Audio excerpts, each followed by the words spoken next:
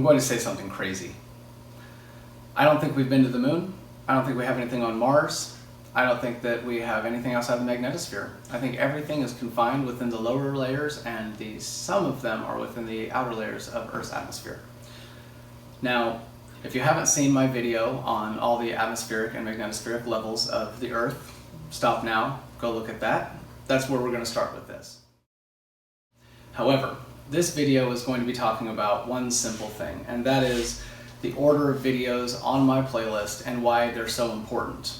So, everything I did is in linear order. All of my videos are presented to show how where we are came to be and why we aren't any further out there. Now, I'm going to interject really quick and point out that I know this sounds crazy. However, in a world where people believe in talking snakes and zombies and they pile into buildings all around the world once, twice, 3 times a week because of it, and then those who are not on the religious side, are held by nationalist propaganda and believe in moon buggies and everything being perfect and no one would ever lie to you. Now, with these two fantasies being pretty much the derivative of everybody's belief structure, when someone asks me, something like, do I believe in the moon? My brain immediately hears that as, do you believe in Jesus?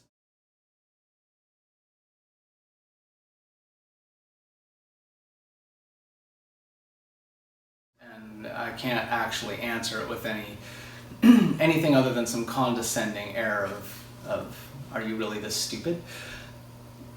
Don't you pay any attention to third-party perspective or relative science? Aren't you aware of what we are and why we are that? We've gone to great lengths to discover this. And so, I don't feel crazy.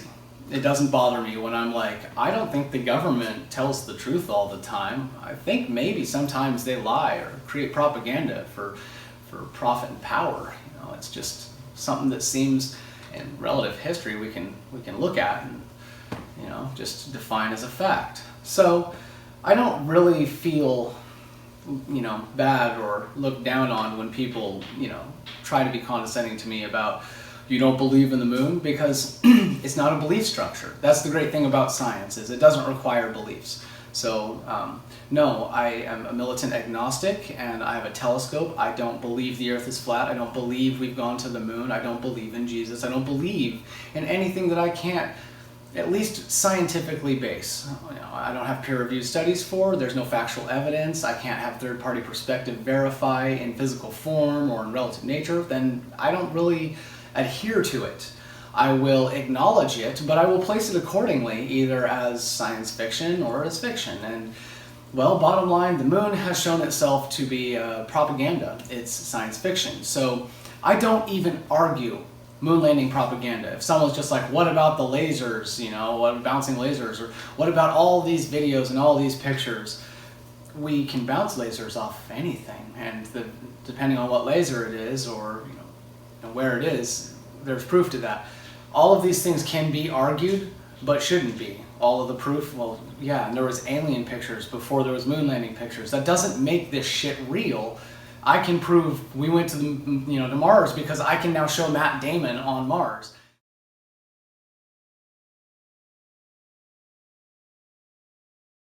This doesn't mean anything in a world where we've always been able to manipulate digital photography or analog, anything. Every time we've been able to make something, we've been able to alter it. So it's not shocking to me when someone's like, oh, you don't want to argue the propaganda, well, that's just because, and then they throw in their zealot beliefs. And this is usually driven by the nationalist state. I am not a nationalist. I don't have beliefs. I do not adhere to those things. I don't look to propaganda over science. I don't look to religion over science. So, that little tangent aside, the reason why we are not in deep space is provable, and it's all simply historically set in order. And that's what my wall does, is show that from our first Apollo mission until the most recent videos just a couple of days ago, from PBS to SciShow to Space.com to NASA themselves, every single one of these videos on my wall is in order of showing how from Apollo till now, everything came to be what it is, and why scientifically it backs history. However, the only thing that science and history don't back is the moon landing propaganda. So, when someone says, prove to me, you can prove to me that we've never gone to the moon, I completely disregard the moon landing propaganda. And I start simply with, where did we start from and where are we today? And my videos are the easiest way to do this if anyone wants to prove why we didn't go to the moon. And it's as simple as starting with Apollo and the Soyuz. Now, obviously these were not the first space missions, but we know, everyone knows about, Sputnik's launch and all of that, so we can ignore the first part of, who got there first, Russia, who was the first Russia, who was the first one all the way around, Russia. So obviously we know that linear order and we can't dispute it, we just ignore it. Like the International Space Station wasn't the first space station, we just didn't inhabit before them, all of this. I'm not going to discuss so much because I'm not trying to sound like, I'm all pro-Ruski and fuck America. I'm just trying to point out a linear order and a scientific fact. History at its finest, displayed without bias. So, when those all started, we got the Apollo-Soyuz. Apollo, it said they were going to the moon. Cool. During that time, Soyuz was going to 230 miles up. Well, the last Apollo mission went 230 miles up, met with Soyuz, and since then we've been there. So we can pretty much stop from the last Apollo mission to where we are, where we picked up at about Orion in about 2012, 2014, when we started where we left off. Now, everyone will want to argue, what about all the stuff in between? And bottom line, I'll say, that was propaganda from the Russians that we fell for. Psychops. They told us to build a shuttle by building some mock-up shuttles. They weren't actually going to use their shuttles. Their system hadn't failed. They had taken control of space. They were about to start inhabiting it. They knew sending up little pieces and connecting it together is the best route, the only real route to go. And so, they created a fantasy system for us to follow so that we would not be as capable of them. As Orion met up with them, or Apollo met up with them, we were just now as capable as they are. So, obviously, there was nothing that needed to be done outside of them and us doing the same thing. They tricked us. So, we can say we bankrupted them all they want, but they built they built a space station up there. They sent all probes all around everywhere and, learned about the mesosphere and the atmosphere and took pictures of all the various celestial bodies. They tried to do propaganda like us once with the Venera mission, but Venus, you can't fake Venus. Mars is much easier to fake because the dust storms settle and we have better telescopic capabilities, so we can get, on the ground pictures with our large telescopes much easier than we can, And so, obviously, when they didn't get bankrupted, and we had to admit that, oh shit, yeah, they're in space and they've had a space station up, and we've just been disregarding all of this by talking about our amazing shuttle. In '97, we created a treaty with Clinton created a treaty with them so that they would get more international trade and money, and we'd pay, they get at least 3 out of the 6 seats constantly, sometimes 5 seats out of the 6 seats, depending on if JAXA or ESA or us have paid the $80 billion or $80 million every 90 days just to have that seat available. So from the early 2000s until now, that's been what we pay because, well, they've only docked a couple of times with the International Space Station when there was a shuttle. The Soyuz, it's not just like it's a capitalization on it now. They've always owned the rights to shuttle. So, when they overtook and had the ability to do everything, we kind of made up propaganda about the Cold War. We tried to bankrupt them. We couldn't. We made a good deal in '97, and here we are with the International Space Station. So I kind of disregard all that middle section because we caught up with them, they tricked us, and then we caught back up with them. And so now, 2000, we're all working together again. And so, yeah, that's pretty much, that's the history in between there. And, yes, we sent up the Hubble, but we only went 358 miles up. We suffered more neurological damage than ever before, which again shows that Apollo, sure, it went to the moon. Yeah, right. It went 230 miles up. That's why the last one went 230 miles up. However, when we went 350 miles up and the neurological system, had so many failures, all the fireworks, and they had to, cut the mission early, well, the ionization wasn't as bad there, but it was, much worse than the 230 mile mark, and so we had to take into consideration that that was greater than the Apollo missions. We don't talk about that, but the problems and the failures, the neurological issues, were greater than any mission, Soyuz, Apollo, anything ever done before that. So the highest mission up in the shuttle, when we thought we had built the greatest craft ever in '93, created the greatest failures we've ever experienced outside of Apollo 13. Which then begs the question, did Apollo 13 actually go to the moon, or did Apollo 13 go just above 358 miles? Now, we know for a certainty, because of the GSI studies that are going to be later talked about, the 2014 GSI studies, we know that the 700,000 millisievert level that is right about the 1,000 miles to 3,000 mile mark in that field of space is fatal, is absolutely going to destroy the nucleus of every cell, and that cell will not produce functional RNA. So if you wanted to go into that area, you have to have a kind of a gamma system. You cannot be made of the particles we are, you have to be made of those particles, something that GSI again talks about. So obviously that is proof to that Apollo 13, it actually only went about 1,000 miles up. That's why the ionization of the biradicals, that are the compressed oxygen, caused the expansion of the tanks, and the explosion, because it had the free radicals causing the expansion, forced it out somewhere, the valve. And that caused that, and why Fredo and everybody got sick. 2 out of 3 of them died of the cancer that GSI showed they would get. So this kind of, again, shows that Apollo 13 only went about 230 to 1,000 miles up, and why everything is about 230 miles up.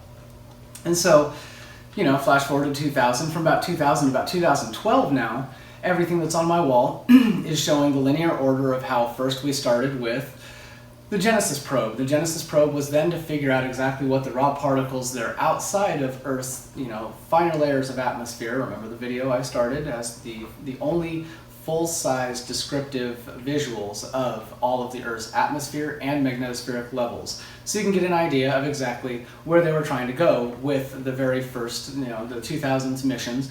And when they launched the Genesis probe, it was supposed to touch the plasmasphere. It was supposed to go just above the thermosphere and the exosphere to about 6,213 miles and touch that raw particle, the particle that we know is going to kill us, the particle that we can't even kind of shield from within the 1,000 mile area, just the worst part of it. And so it failed, fell back to Earth, was exposed. We couldn't actually get the particle, and we recognized right then that we're not ready for this. So from about 2002 on to about 2012, we launched everything from the Van Allen belt probes to we launched Themis, and we started launching the MMS missions. We started launching everything that we could from that point on, trying to study the heliosphere and figure out exactly what solar physics was, what we were missing, why we didn't understand what these particles were, and inevitably how we can either become like those particles or shield ourselves from those particles.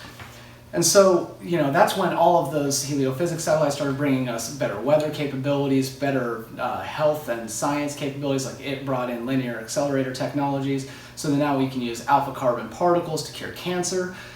It's now brought 5G, so we are now having the ability to use radio frequency that was unheard of and unfathomable just years prior in areas that we never could have communicated before. So while all of this progression was had from these heliophysics satellites, it still only brought us so much. So from about 2012 to 2014, we needed to get back out there, and we needed to touch it, with crafts that we believed that we would be able to be a part of and actually encapsulate us. So we launched the 2014 Orion mission. And now in 2014, the Orion mission was built to be pretty much identical to the Apollo mission. However, it was unmanned, without oxygen tanks or any of the things that had failed previous. And so we expected great results from that. We launched it up to about 3,600 miles, and it failed.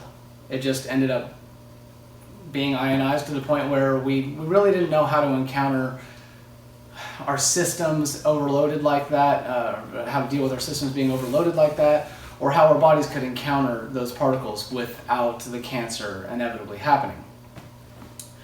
So we ended up coming back, not sending anyone out. That's why, again, 2014, 2015, not a single nation in the fucking world has ever sent anyone beyond where Russia stopped and Apollo met them. So since the beginning of the space race until right now, 2015 is coming up, and we still have not pushed past the Apollo-Soyuz rendezvous. So Apollo, Orion, no one can go back to the moon ever again. No one else could ever go. Now we have 7 other space-bearing nations that have the same means, but no one even tries it. No one attempts it, nothing. Sometimes we send probes, but obviously these probes usually have secondary agendas, like, the Discoverer.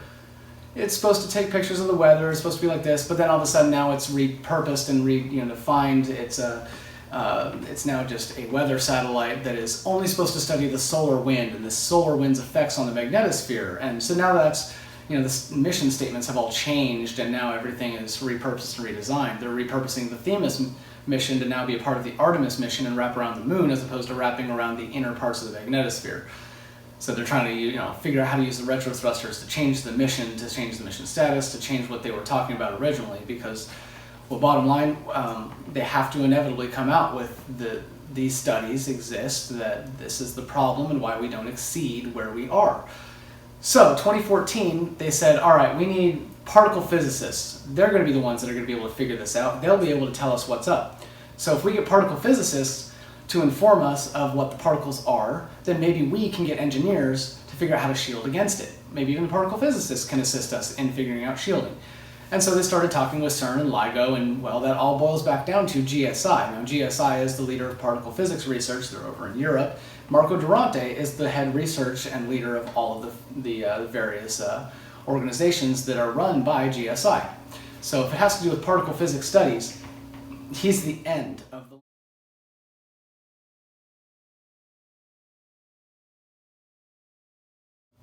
So obviously the people there, everybody knows about it. They're working together. They ask him, all right, Marco, what do you think about this? He goes to his lab. He creates a video. That's where you should start, with the video that I made about the magnetosphere, Orion's mission.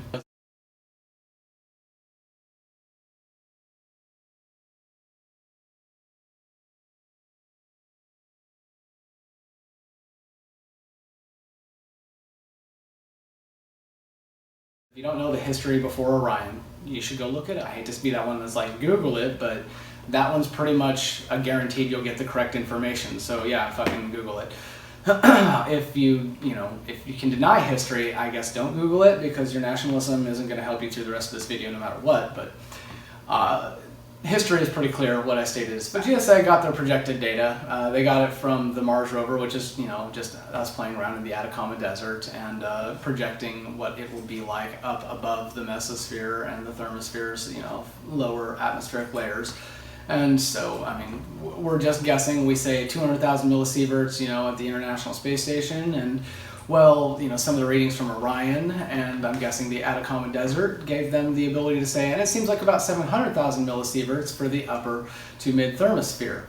And so they gave him that projected data. He created moon soil and rocks, and he created Mars rocks and soil, and laughed about it in the presentation while talking about, yeah, if you want to buy some, I've got it available. And then talked about exactly what it would do to the cell, proving that you can't do anything with the cell once it's been exposed to that particle. The nucleus, once exposed, the DNA will never be, it'll never produce functional RNA after it's ionized. So there is nothing that can be done to shield it right now, but that's what it needs. Or it needs to be capable of pushing as much energy as the ionized particle would push into it. It has to be able to push that off of it.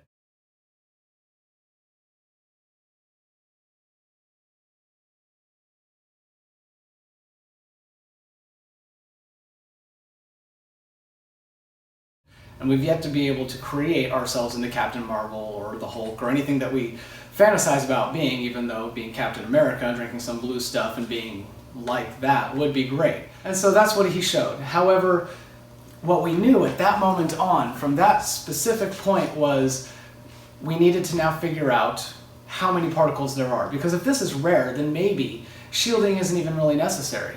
However, we know that, it's probably not that likely that it was just one particle that hit each one of the men that made them sick in Apollo 13, or just hit that one oxygen tank and ionized it. That's probably not likely. There's probably more to it. So they asked Princeton, and they asked UCLA, and they asked Berkeley, and they're like, hey, could you guys give us an idea as about to how much mass there would be out there comparatively to like how much mass we are? And well, Princeton, they pretty much came up with a perfect amount, a perfect number for them that told them that within the plasma sheath to the magnetosheath. Now, again, remember my video, the first one I wanted you to watch was me describing all the layers. Now, you'll remember that after you get out of the troposphere, through the stratosphere, through the mesosphere, through the thermosphere, into the exosphere, at the outside of the exosphere, that's when you get into the plasmasphere. Now, the plasmasphere lasts, and there are a dozen bands between the plasmasphere and the magnetosheath. And then there's the bow shock, which keeps the majority of mass and light out, and we just get reflective light from what 1% makes it through to this area. Now, this is where Princeton is talking about, and Berkeley. They are talking about the magnetospheric bands that cause electromagnetic reconnection points within all of here, and how much mass that is. Now, in doing this, what they did was they proved that the mass is greater in this area than the lower areas that we're confined to. So, the mass that's in the atmosphere is nothing comparatively to the ionized mass that's in the magnetosphere, from the plasmasphere to the magnetosheath. However, we also proved with the electromagnetic reconnective points that we were able to find within the plasma sheath all the way back to the neutral point in the magnetotail, we were able to show that all of these things are also what the sun has with the sun's bow shock keeping galactic rays off. And the plasmic turbulence and interference is great from the chromosphere all the way to that bow shock, just as it is from ours. So when they ended up talking about all of the plasma bands from the plasmasphere all the way to the magnetosheath, that was them describing how all of this mass, comparatively to our mass, can be measured by there being one particle per every cubic meter to our 3 particles. Now, if we have 7 times 10 to the 24 particles, per cubic inch, and of course that's projected hydrogen particles. We're not made up of just that, but just like within 1 cubic inch, my body's mass would be 7 times 10 to the 24 hydrogen particles. Well, if you were to talk to the particle physicists from there, they have proven that the mass per cubic foot out there, for every particle that you make up of a cubic foot, it would be one of those ionized particles for every 3 of your particles within all of that mass. So depending on how many particles you put in that cubic meter, it will match it with 1 to every 3 you put in. Thus, if you do the math from the plasmasphere to the moon, that's 226,000 some odd miles, give or take away this 6,213 from our atmosphere up. And so yeah, all of that 200 some odd thousand miles broke down into cubic meters. Well, every meter you go, you will end up losing one of your 3 cells, or one of your 3 particles. How many particles do you have, in transit to lose? Can you make it to there and back before your entire body is ionized with the particles that GSI would show would cause cancer and kill you? And the answer is no, you can't. And that's another fine reason to show why Apollo didn't leave and why we're all 230 miles up. So, what happened when we finally learned all about the particles and how many there were? Well, now we have to start figuring out exactly what the actuality of these particles are, because these were all projected data studies. Everything was created in labs. We have no actual physical examples. And so, we're into the late 2018s now, and we're talking the Parker probe. Now, remember, we started this in the early 2000s. We had the Genesis probe. Now, the Parker probe is the exact same thing. It's the same mission, except you can never ask Congress for the same money twice. That's like Donald Trump going to ask money for an Iran war while we're in the middle of an Iraq and Afghanistan war. We all know, no, it's fool me once, right? So, no, they're not going to give that, no, you failed at it before, you'll fail at it again, and Congress doesn't abide to that. However, with the mission statement being what it is now, and the changing of some specific wording, now we can say that the Parker probe isn't going to go up into the magnetosphere and touch a raw particle. Now we're stating it as the solar Parker probe is going to fly to the sun, and it's going to dip into the sun's atmosphere and touch these raw exposed particles just direct from the sun before anything destroys the greatness of that particle, and we will then know what it is the sun is made of. And bottom line, well, that's just the plasmasphere. That's it.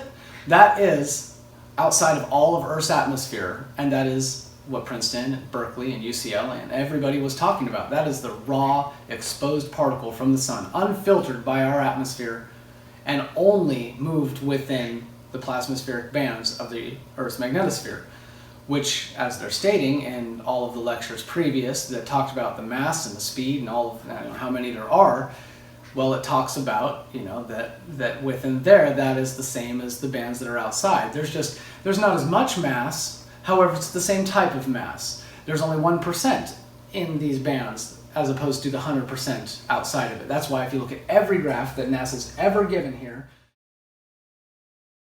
you'll find that every particle, all of them, everything goes around. Nothing ever goes into.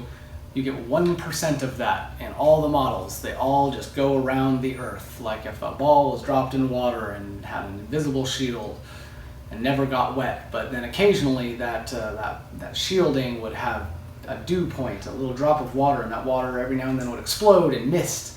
And then that 1%, that goes down in the atmosphere as the aurora borealis. We get a little bit, we get 1% of that 1%, and that's what we see. So we're talking now about the 1% of the mass that hasn't been atomized and just raining down, sprinkling, misting on the body. We're talking about the full dew. We're talking about launching that probe into that drop of water and bringing it back, maybe even splashing the actual water.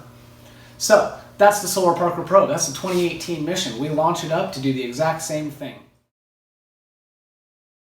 To touch the plasmasphere, the sun's magnetosphere, or the sun's atmosphere, because outside of our atmosphere is the sun's atmosphere. So they're doing exactly what they did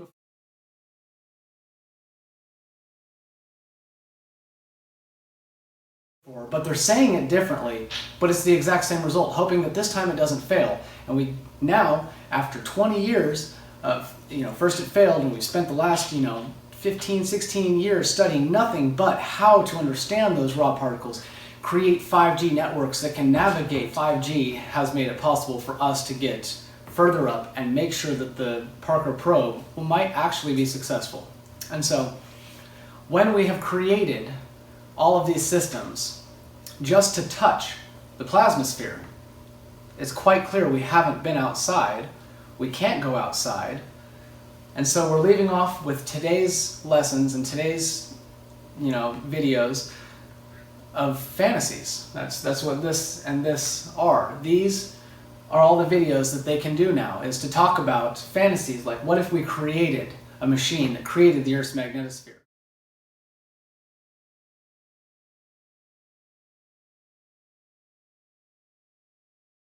And that's all SciShow and PBS Spacetime and Space.com and NASA and all of the pages everywhere, social media to the .gov sites.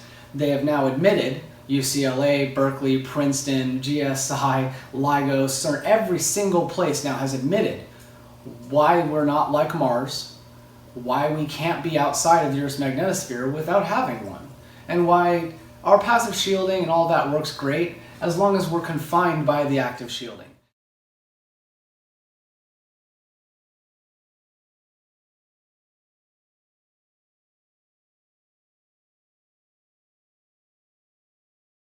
And so if we want to go to Mars, if we want to go anywhere, we have to create giant magnetospheric bands for machines that have to create it, bigger than our planets.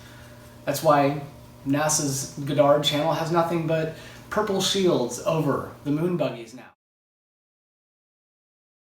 saying we have to create this. Why GSI creates little static shielding over the astronauts walking around on the moon. Because you have to create that to go there. So if you were to say, do you believe in the moon landing? I would say, I believe that we're saying we need magnetospheres to leave ours.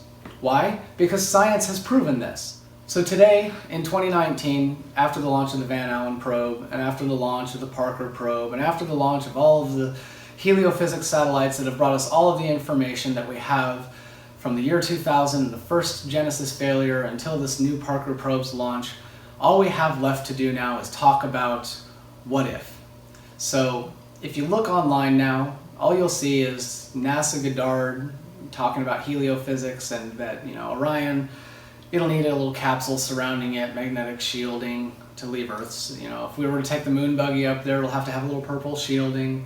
GSI's Marco Durante talking about if you want to walk around on the surface of the moon, and so all of NASA curators as well talking about if you wanted to leave, the crafts or do anything, you have to have active shielding. Like if you take your craft outside of anywhere, it has to have active shielding. All of these things are now known. So all that's left to discuss is how to create active shielding.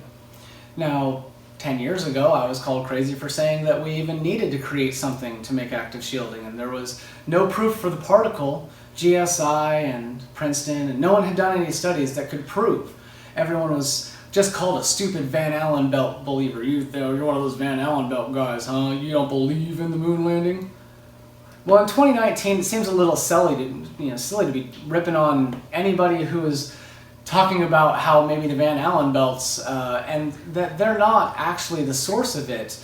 There are things greater than the Van Allen belts, because where are the Van Allen belts in this? Do you see them? Are these some of the Van Allen belts? Because they have no relative place in current discussion. The Van Allen belts is an outdated term. It's like saying REM. They say Sievert now. They call it gray. These are not applicable terms from the 50s we can use today because, well, there's not just two belts. There's three, and there's not just three. Where are the three here? So obviously, there are many layers, there are many names. It's not just easily defined as, oh, you believe that the Van Allen belts keep us from going to the moon, huh? Well, no. The Van Allen belts keep us from getting outside of the bow shock. The Van Allen belts also keep us from being dead like Mars. So if you want to go to the moon, you need to take the Van Allen belts with you. The end. Science is proving it. And so all that they have left to do, SciShow, PBS Spacetime, Space.com, NASA.gov, all of them, all they have left to say is, it may be someday we'll figure out what the magnetosphere is. Because first off, we'll say it's an iron core, but then we'll look at all the surrounding celestial bodies and we'll take note that it doesn't require an iron core. And even if it has an iron core, it's not an iron core like ours. And sometimes the magnetosphere is as great or greater than ours, and it doesn't even have one. Like, what's with Neptune and Uranus? What's with the, why is it 30 degrees off axis? How is some of the atmosphere outside of the magnetosphere?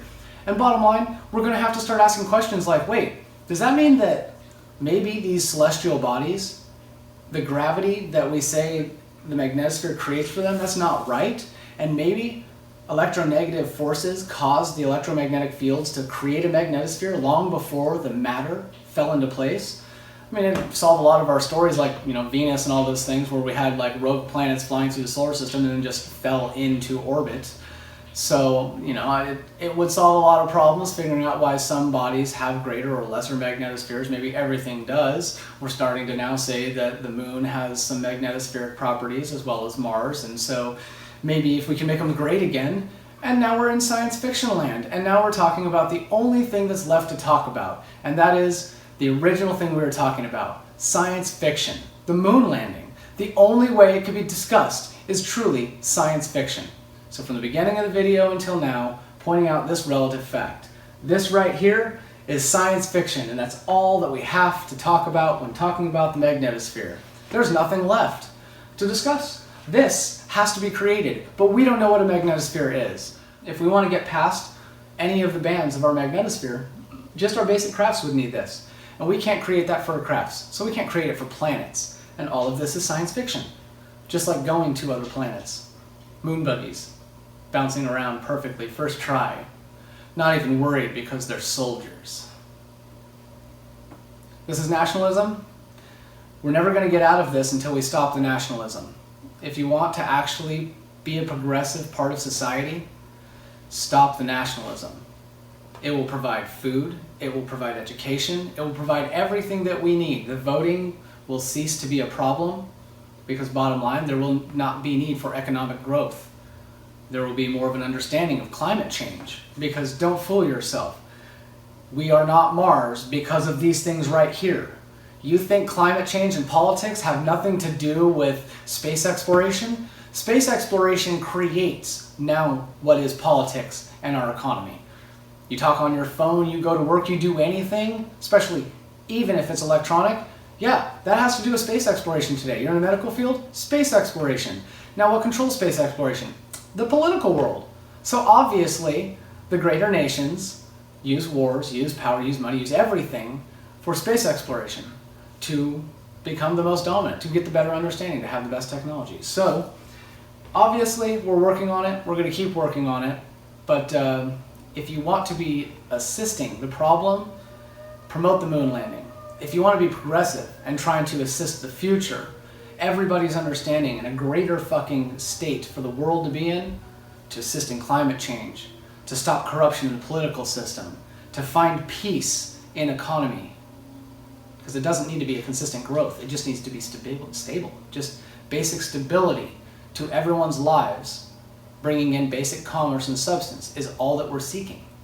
So, if you want to save the fucking world, space, learning what the sun is, why it's doing this to our machine that is the Earth's magnetosphere, is the only way to understand the atmosphere, the weather, why people will move or will not move, what places can give and can't give, and how we can work with each other to make that a better and more easy situation for every individual. So, space. That's the history of it. That's why we're only 230 miles up. This is what it's going to take for us to even get further out, let alone to another celestial body. Everything they're doing with the star hopper, everything that's going on there is political. And bottom line, we're hopeful that maybe something might dip within our beautiful little magnetosphere, like, or one of these asteroids, and then we can touch it. So we'll work on little things like creating our satellites with magnetospheres, and we'll work on little tiny landers that are unmanned that hopefully we can either launch stuff into like we did with Cassandra, and maybe someday land on and actually study within the magnetosphere. If we can figure out how to have, radioactive isotopes like Russia's potentially working on right